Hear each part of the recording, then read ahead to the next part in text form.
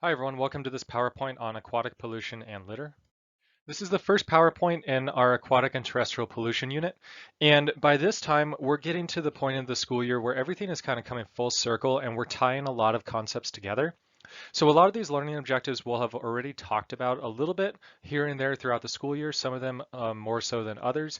And at this point, you're really expected to start to pull many of the things that we've talked about together, everything from power plants to biodiversity, all coming together to discuss the impacts of pollution. But let's just get right into it. We're going to start off with topic 8.1, sources of pollution. The enduring understanding for this is that human activities, including the use of resources, have physical, chemical, and biological consequences for ecosystems. And we've seen this again and again throughout the entire school year. And the learning objective is just to be able to differentiate between point source and non-point source pollutants. We're going to skip all the way ahead to topic 8.12 and talk about lethal dose 50 and 8.13 dose response curves. And we just really have to define lethal dose 50 and evaluate dose response curves. There's a couple other learning objectives that we're going to talk about. 8.2, human impacts on ecosystems. You'll see that this one is huge, but we're not going to talk about every point of this in this PowerPoint. Many of these we'll talk about in the next PowerPoint, such as heavy metals or oil spills. But just describe the impact of human activities on aquatic ecosystems. We've already talked at length about eutrophication, but you should be able to explain the environmental effects of excess use of fertilizers and detergents on aquatic ecosystems. And again, we have talked a lot about eutrophication throughout the entire school year. So we'll hit some of the main points here, but a lot of that should be background knowledge at this point. And then we're going to talk about thermal pollution as well. Here's the vocabulary.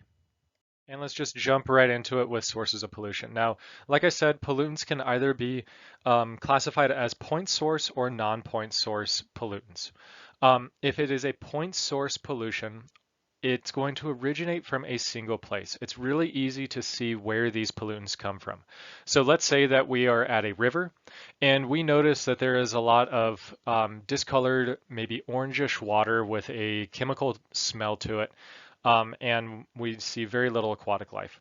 We can walk upstream up that river until we come to something like this on the upper right. These pipes may be coming off of an industrial factory, and they might be discharging the industrial waste from that factory directly into the river. Above or upstream of these pipes would be relatively clear water, one would hope, and then downstream of it is heavily polluted. And we can tell that this is a single source that water pollution is coming from. Okay, it's really easy to identify it, it's really easy to control it, and it's really easy to regulate it. Non-point source pollution comes from kind of everywhere all at once. It's coming from many places all at the same time. Okay, it's therefore going to be very difficult to identify, difficult to regulate, difficult to control, and difficult for people to take responsibility for. This is an example of a non-point source pollution down at the bottom right. Let's say that we have a really large parking lot. And at the corner of that parking lot where the entire parking lot drains into the storm drain, you can see the storm drain just right there. We notice after a rain, we notice an oil slick. So this rainbow colored liquid right there is our oil slick. Okay. Now, which of the hundreds of cars in that parking lot had an oil leak, or which several of those hundreds of cars had an oil leak, or which dozens had a very small oil leak of just a few drips per hour, right? It's really difficult to regulate it because it's really difficult to say like what car this oil came from and who to hold responsible and who to hold accountable. So urban and rural runoff are going to be classic examples. Whenever you see really any type of runoff, chances are it's going to be non-point source pollution unless it's very clearly coming from a single tract of land that was, say, deforested and you have all the sediment eroding off of that land. But if you have dozens and dozens of agricultural fields all along one river and you detect high levels of a specific pesticide in that river, which of those dozen farms or dozens of farms did that pesticide come from? Okay, who's actually responsible? It's really difficult to tell. Okay, acid rain or any other type of secondary pollutant is another great example. if you wanted to go with an atmospheric example. All right, lethal dose 50% is lethal dose 50. I'll just say LD50 or lethal dose 50 for now on. Please note that the 50 is a subscript most of the time. However, you will sometimes see it as a full size number. You can also, in this class, usually talk about it being lethal concentration 50% or LC 50, but there is some differences between the two. Lethal dose 50 is typically internal. Say the toxin is either injected into a person or it's consumed or it's breathed in, whereas lethal concentration 50 will typically be external. So it will be like on the skin or maybe a frog or a fish swimming through water that has a certain toxin. But if they're swimming through that water, frogs are going to get that toxin being absorbed through the skin and fish into the bloodstream via the gills. So in many cases, these are interchangeable and they are often used synonymously in this class. Okay, but we're going to stick with lethal dose 50, but don't be surprised if you ever see lethal concentration 50. What lethal dose 50 is the dose of a toxin that's required to kill 50% of your test population or half of your test population over a specific time frame. Okay, so you're going to have a specific time frame, which we're not going to worry about in this class, but 50% of your population or 50% of your sample size is going to die at this concentration. Okay, so let's just say that you have let's say batrachotoxin from poison dart frogs, and you give a very, very, very tiny little bit to some people and nobody dies.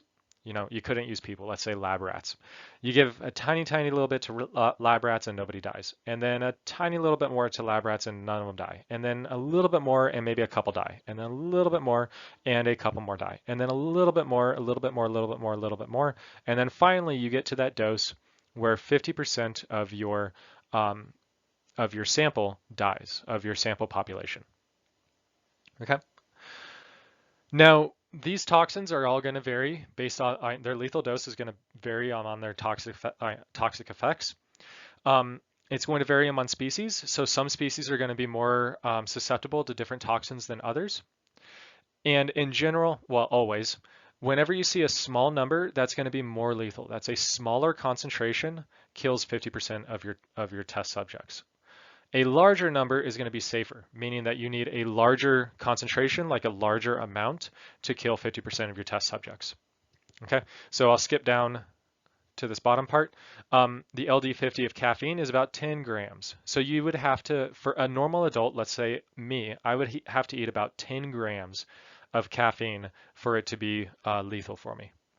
But if I only was exposed or injected with 0.00012 grams of poison dart frog poison, then that would kill me on average, right? Okay. So a smaller number is more dangerous than a larger number. And what this all measures is what we call acute toxicity. These are effects from a substance resulting from a single exposure. Okay, so one arrow with poison dart frog poison on it, or one pill that has 10 grams of caffeine, or one injection of bleach, for example. You know, maybe assassinate somebody, I don't know. Okay, so this is acute toxicity, a single exposure. We can contrast acute toxicity with chronic toxicity, which we have talked about before in class, and chronic toxicity is exposure over a long period of time.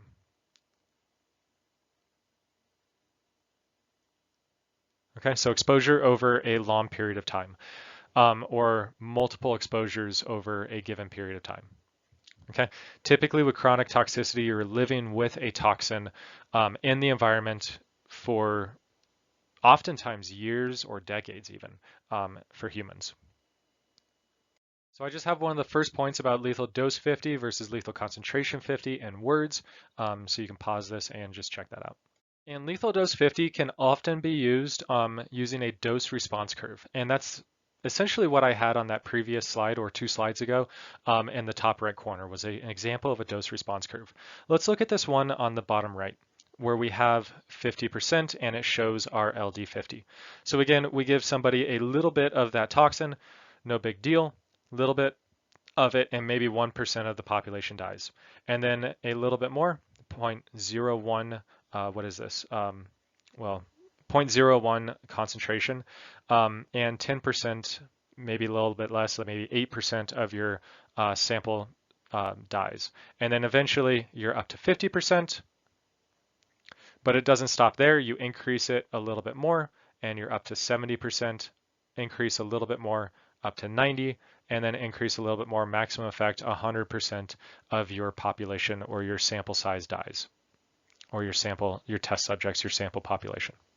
Okay, so this is just a graphical representation of the effects of a substance on an organism, and you typically will compare your effects, what is response on this graph, but effect on this graph, typically on the y-axis or always on the y-axis, and your pollutant or your toxin or your drug or whatever you're exposing your subjects to on the x-axis. Okay, so the effects on the y-axis and the concentration on the x-axis. Okay. Now these dose response curves are often logistic. Okay, so with contaminant B on this graph, we typically see a logistic curve for acute toxicity. Okay, and that's what we call something called the threshold dose response model. This is essentially saying that anything above a certain concentration of a toxin is going to be dangerous, whereas anything below that threshold is going to be considered safe. So maybe this threshold they're showing on this graph as right here. That threshold is where you first start to see some individuals die, and you don't want any individuals to die, so you say that right there is your threshold. Anything below that is safe, anything above that is toxic. Okay, maybe the threshold they decide is right here, maybe they decide the threshold is right there. You know, it really kind of depends on the situation and the toxin. Now this measures typically acute toxicity. Okay, so the threshold dose response model is typically going to be measuring acute toxicity. And it's typically, like I said, going to be a logistic curve or an S curve. Okay, where you have very little response at the beginning and then a period of very rapid increase, exponential growth, and then a plateauing or leveling off. Okay, one of the benefits of this is that it's so much easier to regulate. If you put a numerical limitation on the concentration and say anything below this is okay, you know, maybe it's something that we need to monitor and keep an eye on, but we'll just say it's okay for now. But anything above it is absolutely dangerous and we have to take action, then it's really good to have that number so that we have a clear delineation of when we need to take action. And anything above that we have to take legal action for. So it's really good for regulation purposes. However, it may not be good for chronic toxicity. For chronic toxicity, we're often looking at linear no threshold dose response model or non-threshold dose response model. And I'll typically say non-threshold dose response model. What this typically means is that you start off with a very small concentration and you start to feel an effect. That effect may not be death. Okay, it's probably actually not going to be death, but you're going to have increasing effects based off of the concentration that you're exposed to. Okay, and like I said, you're typically going to use it for chronic toxicity. For chronic toxicity, you often are exposed to a very small amount of something over a very long period of time. Let's say before doctors really knew about the dangers of x-rays, they were exposed to x-rays standing in the room with the x-ray machine 8 hours a day for 5 days a week. That's a little bit of an exaggeration because nobody takes x-rays that long, but let's just say. And they're exposed to a little bit of radiation, little bit of radiation, little bit of radiation, little bit of radiation, all the way up to where they get more and more and more and more over time, in this case, rather than dose, or doses as a function of time. And then they start to get more and more and more and more effects. ultimately leading to cancers. Okay, so what the linear no threshold dose response model basically says is that any toxin is a toxin, and it doesn't really matter what concentration you're at.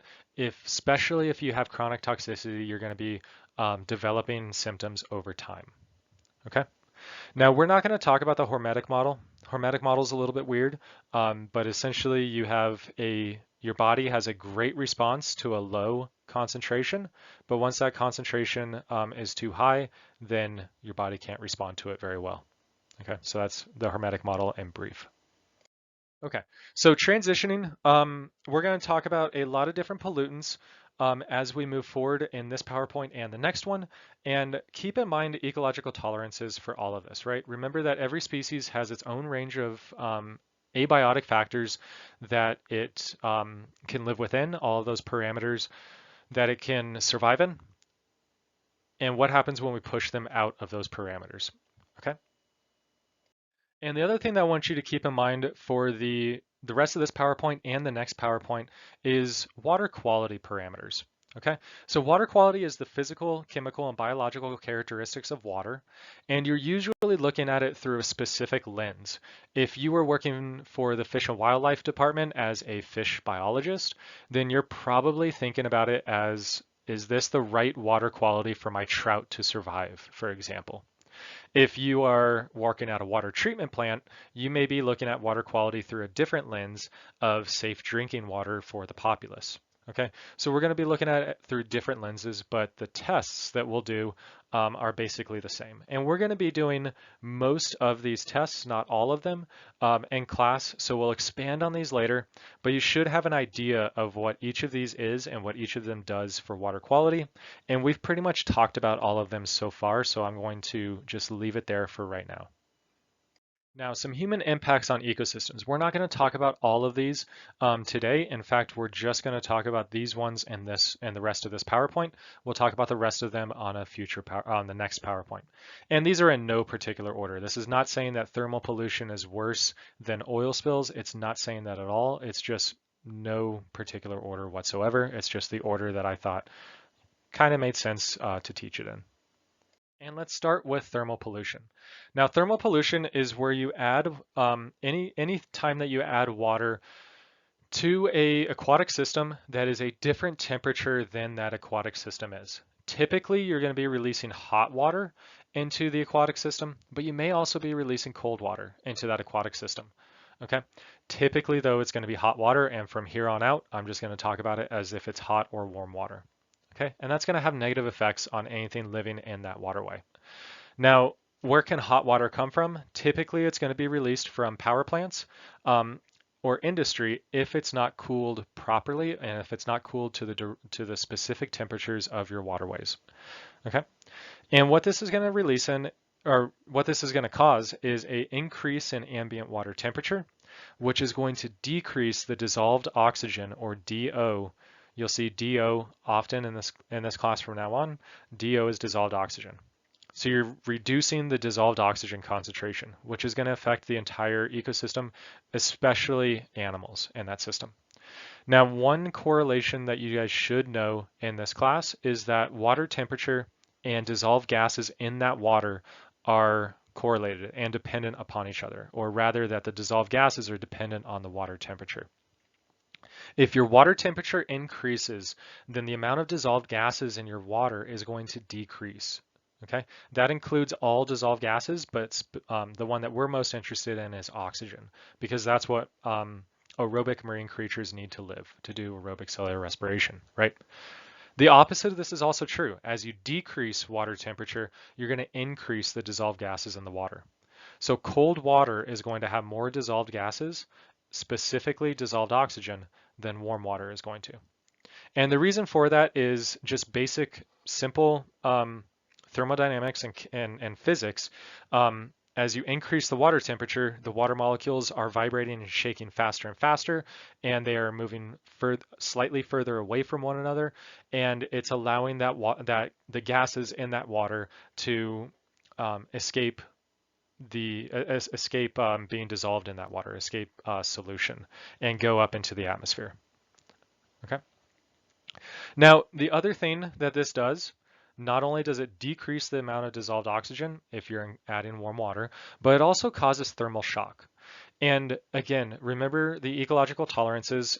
Every aquatic organism is adapted for a specific temperature range.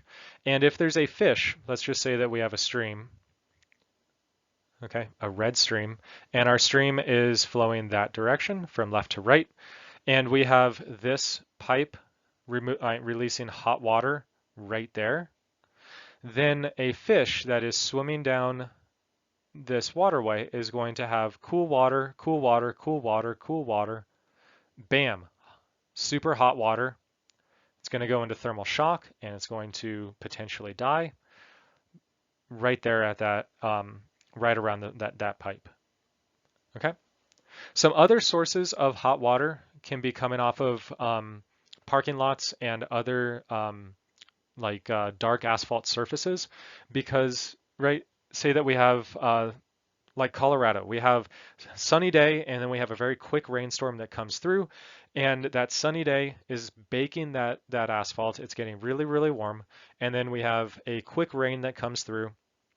All the water runs off of that parking lot into the storm drain and then directly into the neighboring creek, and it's taking a lot of that thermal energy from the asphalt with it, and it's becoming warm and it's causing that creek to warm up. So the same thing can happen due to that, but often less severely than if it's just, boiling hot water coming off of a power plant that doesn't have a cooling pond.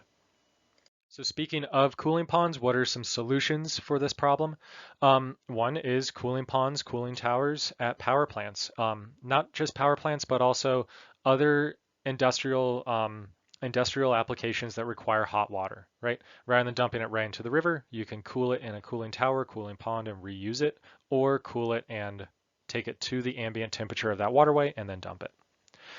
Cogeneration is another great option, and that water can definitely be reused and is more often reused than not.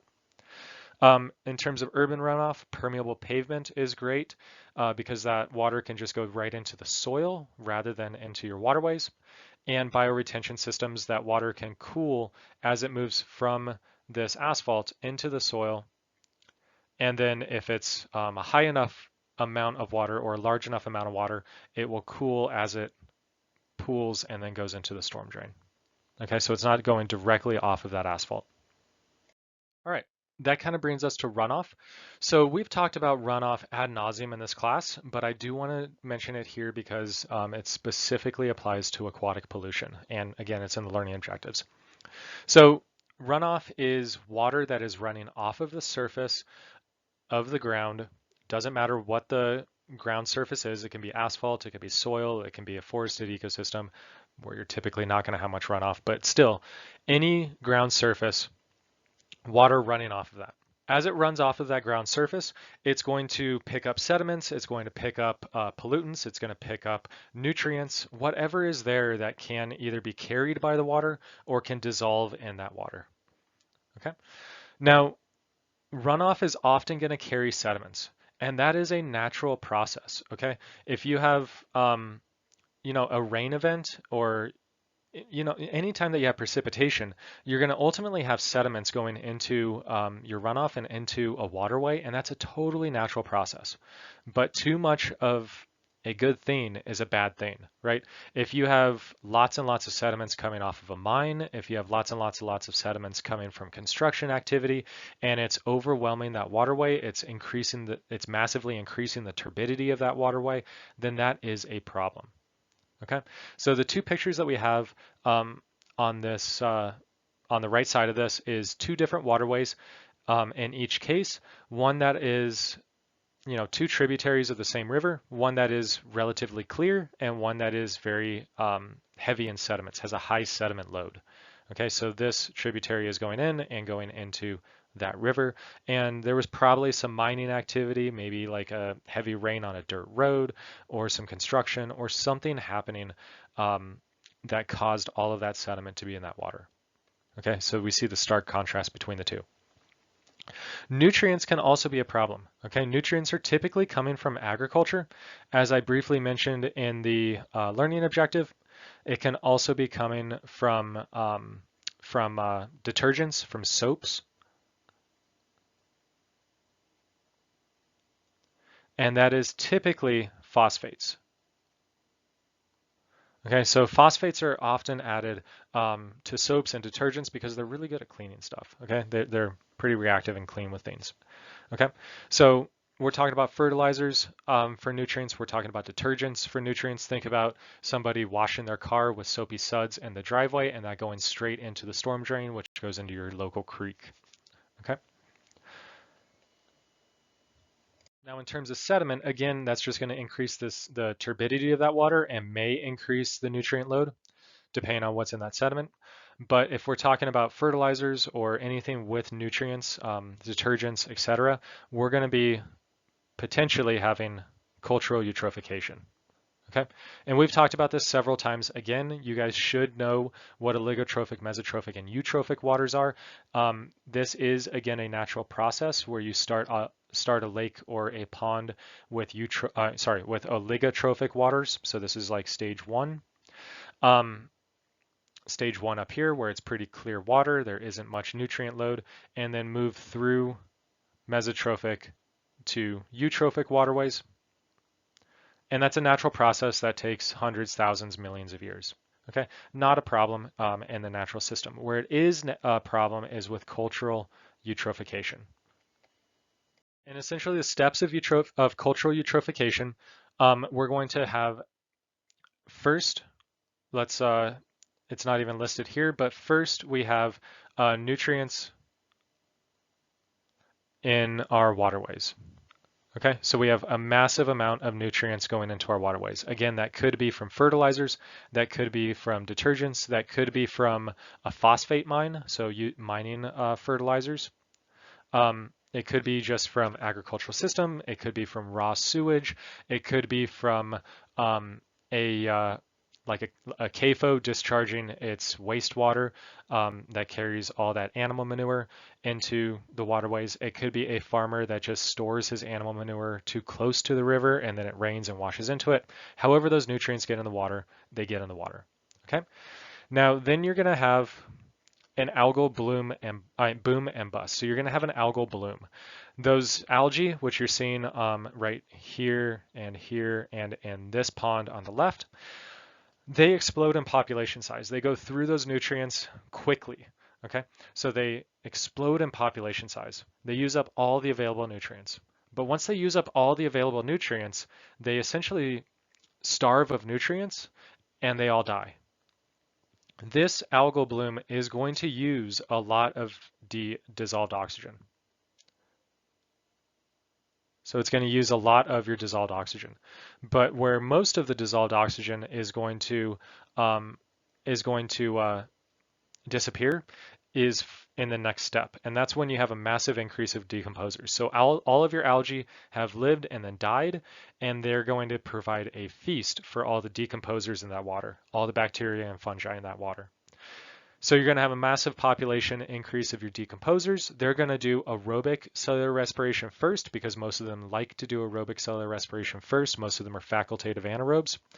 And they will use up all the rest of the dissolved oxygen. So your dissolved oxygen is going to plummet, resulting in either hypoxic or anoxic conditions. Hypoxic means low oxygen, anoxic means zero oxygen. And you're going to have massive die-offs of all your fish, crustaceans, mollusks, any of your animals that rely on oxygen in your water. Okay. The other thing that I should mention with this is that some species of algae, particularly red algae, are toxic. So they can kill fish just by themselves, just by the fish ingesting them or for them passing by their gills. So red algae are typically going to be toxic. So when you see a red algal bloom or a red tide, as it's often called, those are toxic algae for the most part. So here is another representation of that, showing the steps both on the left and on this timeline. So you can pause it here and read through that if you desire. All right, so we've been talking about dissolved oxygen a lot, and thermal pollution and runoff brings me to oxygen sag curves. Now, what an oxygen sag curve does is it plots dissolved oxygen across a distance, and that distance includes a source of pollution. Okay, so in this diagram on the right, we have a point source of pollution. This could be the heat or thermal pollution from a power plant. It could be raw sewage entering a creek. It could be animal manure entering a creek. Whatever it is, it's going to be thermal pollution or nutrient pollution.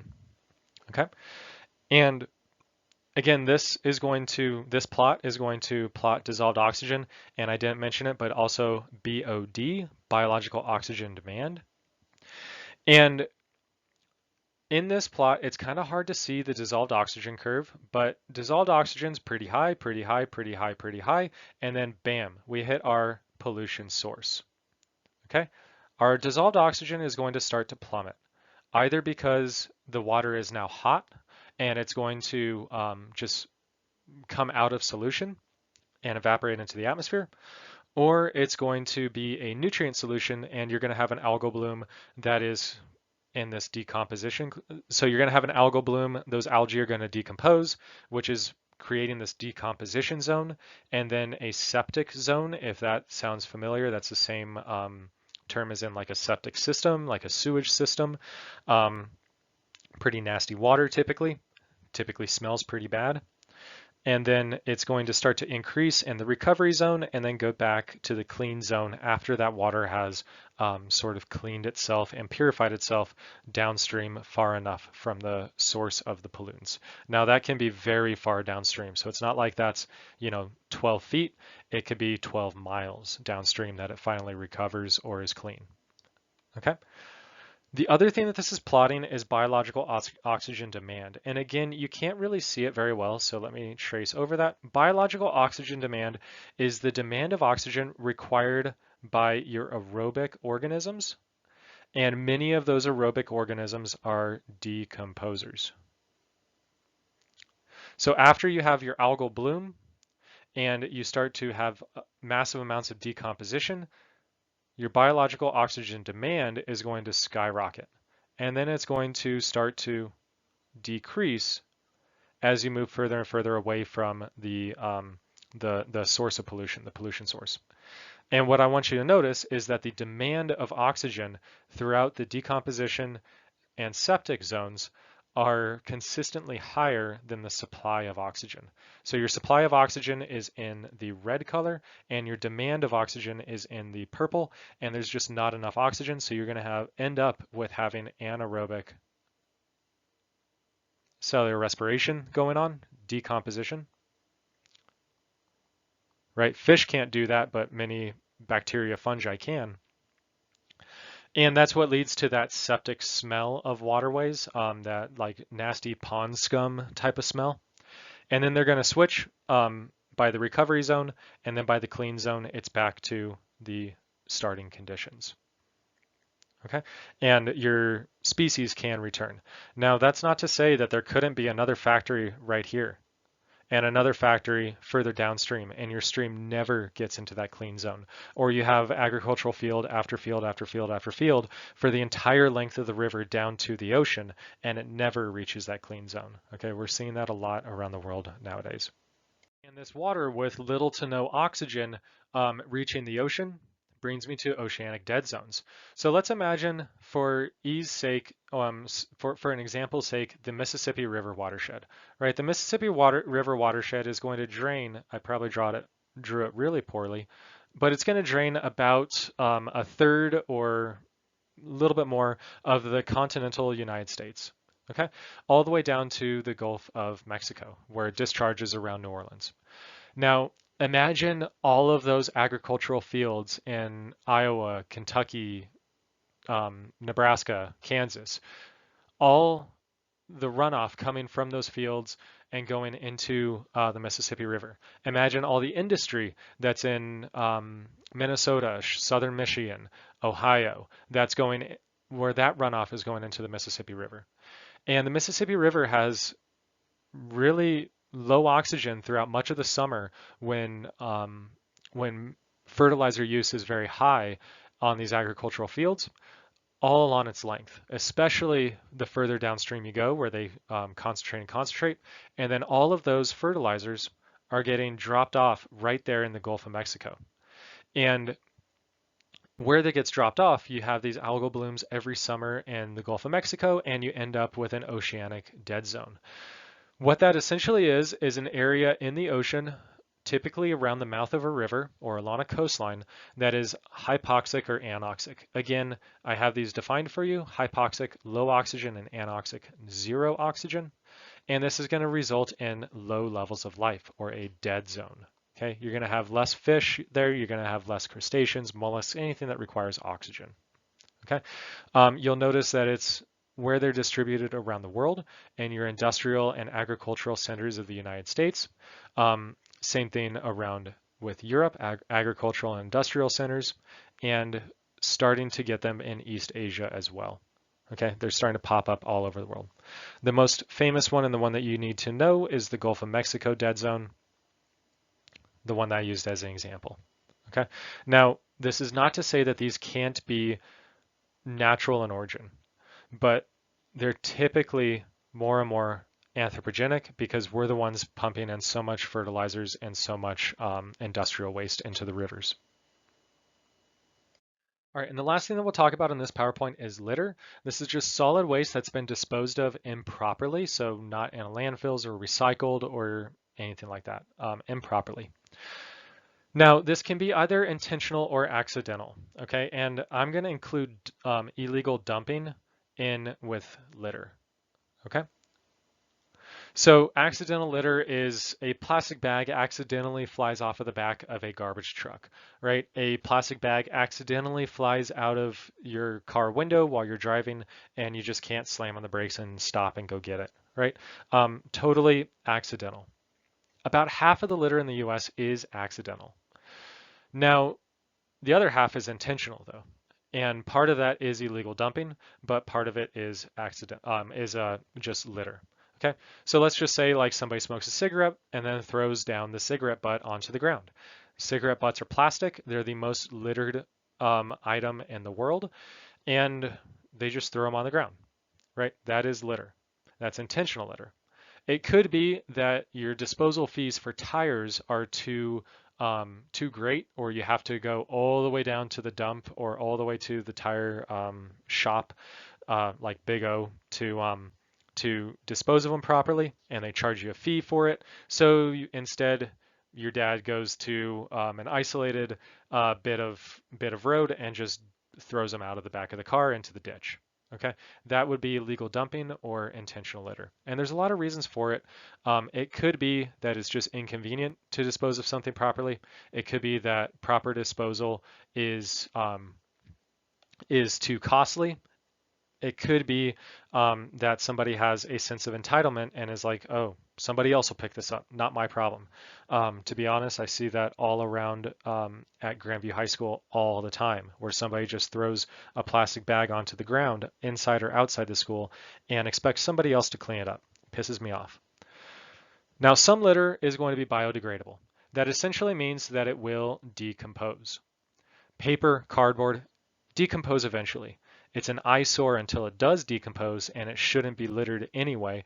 And it's often going to have other pollutants in it, like persistent organic pollutants or chlorine molecule pollutants, or plastic like tape on cardboard that shouldn't be there and isn't going to decompose. So it's still classified as litter. Most litter is going to remain in the environment for millions of years. Your glasses, your metals, and your plastics are going to slowly degrade, if degrade at all.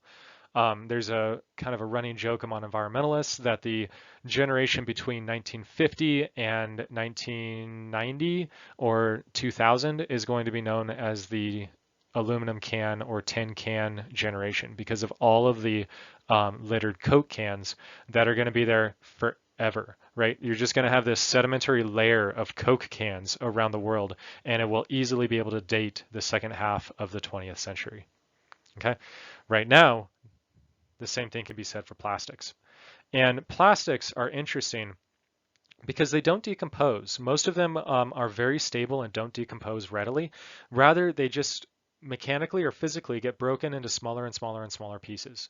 And once they become a certain size, very tiny size, they're considered microplastics. And we'll talk about microplastics at length on another day. We'll do a lab on microplastics. So you don't really need to have that size category for right now. And because microplastics are a relatively new deal, there is varying definitions of what size category defines a microplastic. So what are the negative effects of litter? Well, some types of litter can leach toxic chemicals into your soil and waterways.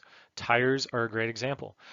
Before batteries, before auto stores had a battery exchange program, car batteries used to be littered all the time, and you would just see battery dumps, and they're just leaking out the sulfuric acid or whatever is inside of those batteries, the heavy metals as well. Okay, so you can leach out toxic chemicals like acids, heavy metals, persistent organic pollutants, plastics into the soil. You can have organisms that consume different types of litter. Plastics is especially problematic with that, and that leads to gastrointestinal blockages. So a blockage is when a piece of plastic blocks the different valves and different like sphincters of an organism. Sphincter doesn't just apply to the opening of the anus. It's also like you have a sphincter between your stomach and your small intestine that opens and closes to let partially digested bits of food go from your stomach into your intestines. Those can get blocked, say by a plastic bottle cap or a plastic lighter that a bird accidentally identifies as a piece of food. Okay. You can have entanglement of animals. So this duck and this sea lion are both entangled in different types of plastics, and they can introduce toxins into your food chain, right? Especially microplastics. And it's estimated that 90% of marine fish, just marine organisms, have ingested plastics. That includes microplastics. And that includes 70% of deep sea fish. And you've probably heard the stat that the average human in the United States eats about a credit card's worth of plastic every year. So think of the size of a credit card, and you would never know that you eat it, but these microplastics do build up. And when these plastics get into the ocean, they often end up in these oceanic garbage patches. Now, how they get into the ocean is varied. There's a lot of ways that plastic can get into the ocean or litter in general, but I'm specifically talking about plastic here. And that's, there's different ways, right? It can directly go into the ocean, say from a coastal community or from being on a ship. It's estimated that about a quarter, anywhere between a quarter and a third of all plastic in the ocean is actually discarded fishing gear, such as lines or nets, old broken fishing buoys, inflatables, all of that type of stuff. Um, Plastics can travel down an ocean, or sorry, down a river into the ocean. So a a plastic discarded upstream can make its way down into the ocean via a river. Plastics, especially microplastics, can just become airborne and be deposited directly into the ocean via the air. There's so many ways that plastics can get into the ocean, including illegal dumping directly into the ocean. Once they get into the ocean, they get brought into these oceanic currents, and in each of the world's oceans, there are these circular currents called gyres. Okay, these circular gyres are due to they're circular currents that are due to the prevailing wind patterns. So recall at the equator, all of the winds typically blow from east to west, and then around 30 degrees north and south, all of the predominant winds typically blow from west to east. Okay.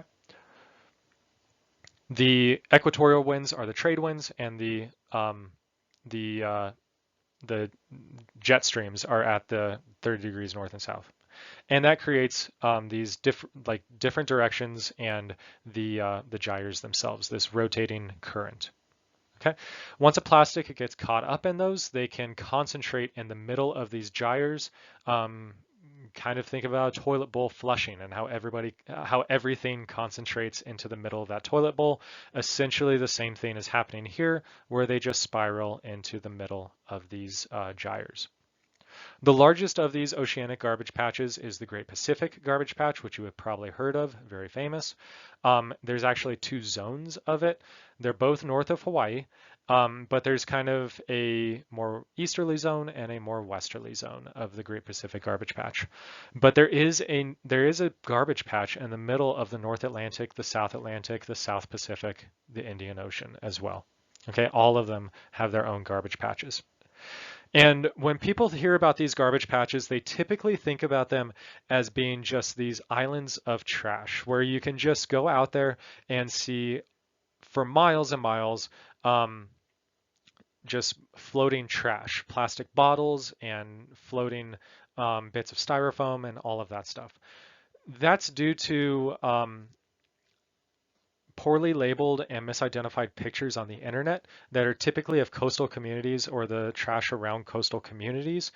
It's typically microplastics in these garbage patches. So you're not going to see a floating island of plastic. Now, some of the plastic that you'll see out in these areas, and these are vast areas, right? But some of it you're going to see is more intact, large pieces of plastic, but most of it is going to be microplastics. Okay. We also have detected for the first time microplastics in the air, and these are typically tiny fibers that are swept up into the air and fall with precipitation. There's an article that I'm thinking about having you guys read. It's very short about microplastics being detected in a very isolated part of Rocky Mountain National Park where virtually nobody ever goes. And the only way that this scientist hypothesizes that they can get there is falling via precipitation. Okay, so tiny little particulates like a polyester fiber can get swept up by the wind, get deposited via rain. And they're being found in all of these untouched areas around the world. Okay, and then this picture down the bottom right is from a National Geographic article that I'm thinking about having you guys read about plastics, and you see a little fish larva surrounded by pieces of microplastic. All right, that's it. I'm gonna skip this. We'll show it in class, hopefully. But if you're not gonna be in class, feel free to watch it. All right, let's review the learning objectives and the essential knowledge real quick. So point source versus non-point source, pretty easy, simple. Point source is going to be a single smokestack, a single effluent pipe or discharge pipe. Non-point source, really difficult to identify and control because it can be any number of agricultural fields with pesticide runoff or urban runoff, etc. Okay, lethal dose 50. Dose response curves, I think that's pretty straightforward. You can see the definitions of those. This human impacts on ecosystems. This first one is talking about ecological tolerances. So I feel like we have talked about that not only with ecological tolerances and several times between our biodiversity unit and now, but also in this. We did not talk right here about coral reefs. And we're not going to talk about them on the next one either, the next PowerPoint either, because we've talked about them before. We had an entire PowerPoint on the human impacts of coral reefs. So if you don't remember that, go back to that PowerPoint, the human impacts of coral reefs, mangrove forests, and wetlands. I forget what order I talked about them in. Oil spills, we will talk about next class, or next PowerPoint rather. We did talk about oceanic dead zones. Oxygen sag curves. We will not talk about heavy metals in this one. We'll talk about that one in the next PowerPoint. We did talk about litter. We did talk about sediment, and we did not talk about heavy metals or mercury. Okay, so for the ones that we did talk about, oceanic dead zones are due to low oxygen in the world's oceans due to increased nutrient pollution from the riverways and coastal communities. Your oxygen sag curves plot dissolved oxygen levels versus biological oxygen demand. Dissolved oxygen levels and biological oxygen demand versus the distance from a pollution source. And you're going to have changes in your aquatic communities based off of the amount of dissolved oxygen in those ecosystems. Okay, we talked about litter. Yes, litter is unsightly, but that's really not the the major issue here. The major issues are that they create intestinal blockages in animals, they create choking hazards for animals, and they introduce toxic substances into the food chain. Animals can also become entangled in them as well.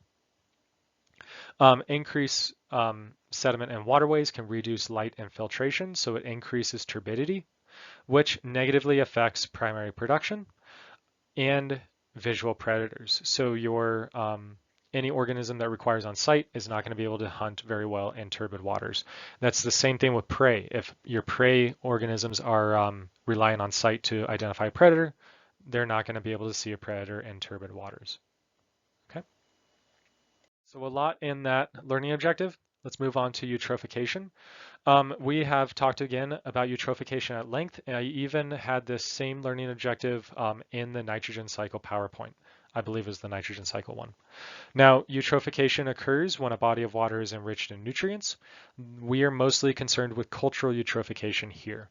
Okay. The increase of nutrients causes an algal bloom. That algal bloom, the algae then die as they run through the nutrients. Decomposition uses most of the dissolved oxygen in the water, and then dissolved oxygen plummets. Okay, so the basic steps of eutrophication and that. Hypoxic waterways are those low in dissolved oxygen. Anoxic waterways are going to be with zero oxygen. Okay, and then we have talked about oligotrophic, mesotrophic, and eutrophic natural ponds and lakes previously, so I didn't talk about them too much here, but barely mentioned them.